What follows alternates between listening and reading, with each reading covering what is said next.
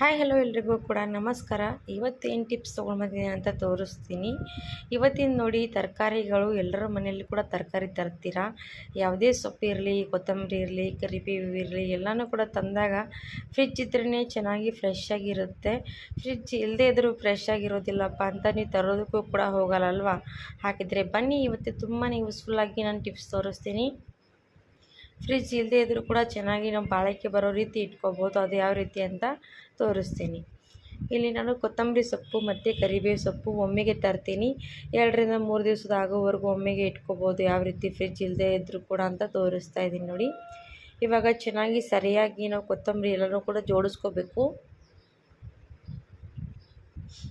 ಈ ರೀತಿ ಪೂರ್ತಿ ದಂಟೆಲ್ಲ ಚೆನ್ನಾಗಿ ಕೆಳಗಡೆ ಬರಬೇಕು ನೋಡಿ, ಆ ರೀತಿ ಜೋಡಿಸ್ಕೊಂಡ್ಬಿಡಿ.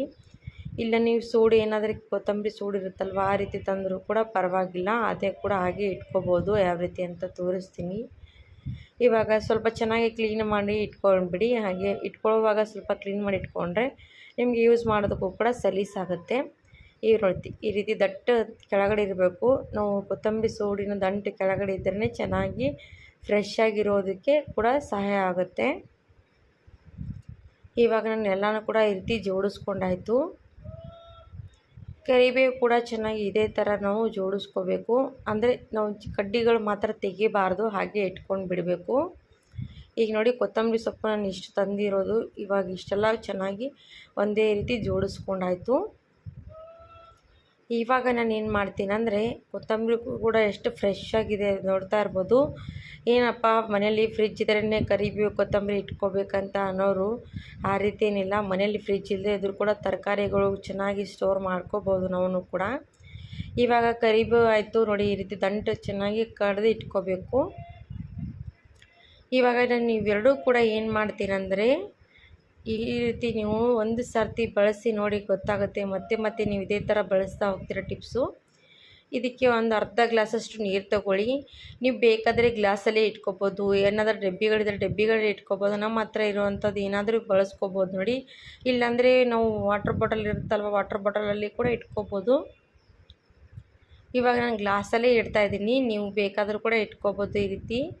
ಇವಾಗ ನೋಡಿ, ನಾನು ಚೆನ್ನಾಗಿ ಮೇಲಿಂದ ಈ ರೀತಿ ಕರಿಬೇವು ಕೊತ್ತಂಬರಿ ನೀರಲ್ಲಿ ಇಟ್ಕೊಂಡಿದ್ದೀನಿ. ಇವಾಗ ಅರ್ಧ ಗ್ಲಾಸಷ್ಟು ನೀರಲ್ಲಿ ಇಟ್ಕೊಂಡಿರೋದು. ಬೇಕಾದರೆ ಮತ್ತೆ ಬೆಳಗ್ಗೆ ಮತ್ತೆ ಯೂಸ್ ಮಾಡುವಾಗ ಗ್ಲಾಸಲ್ಲಿರುವಂಥ ನೀರು ಕಡಿಮೆ ಆಗುತ್ತೆ. ಮತ್ತು ಸ್ವಲ್ಪ ನೀರು ಹಾಕಿ ಇದೇ ರೀತಿ ಇಡ್ತಾ ಹೋದರೆ ತುಂಬಾ ಫ್ರೆಶ್ ಆಗಿರುತ್ತೆ. ಕರಿಬೇವು ಆಗಲಿ ಕೊತ್ತಂಬರಿ ಆಗಲಿ ನೀವು ಕೂಡ ಖಂಡಿತವಾಗಿ ಟ್ರೈ ಮಾಡಿ ನೋಡಿ.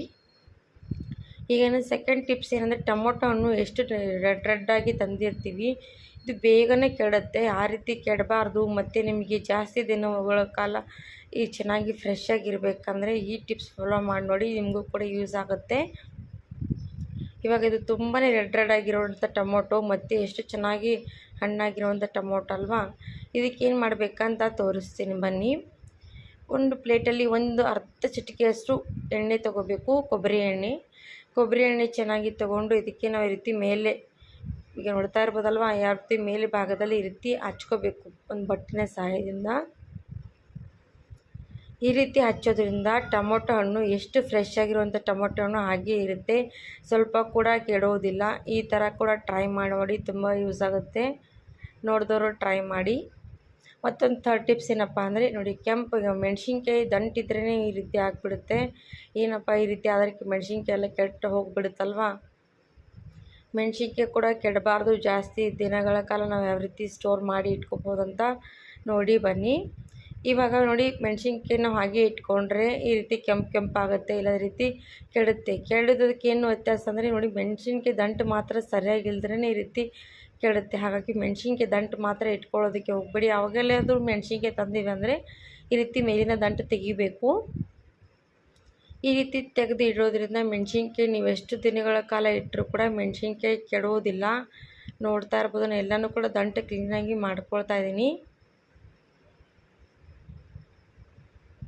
ಈ ರೀತಿ ಮಾಡಿದ ತಕ್ಷಣ ನಾವೇನು ಮಾಡಬೇಕಂದ್ರೆ, ಒಂದು ಕವರ್ನಲ್ಲಿ ಕೂಡ ಹಾಕಿ ಇಟ್ಕೋಬೋದು. ಇಲ್ಲ ಅಂದರೆ ನಾವೇನು ಮಾಡಬೇಕಂದ್ರೆ, ಒಂದು ಪ್ಲಾಸ್ಟಿಕ್ ಡಬ್ಬಿ ಇರುತ್ತಲ್ವ, ಪ್ಲಾಸ್ಟಿಕ್ ಡಬ್ಬಿಯಲ್ಲಿ ಈ ರೀತಿ ಹಾಕ್ಕೊಂಡು ಮುಚ್ಚಳ ಮುಚ್ಚಿಟ್ಕೋಬೋದು.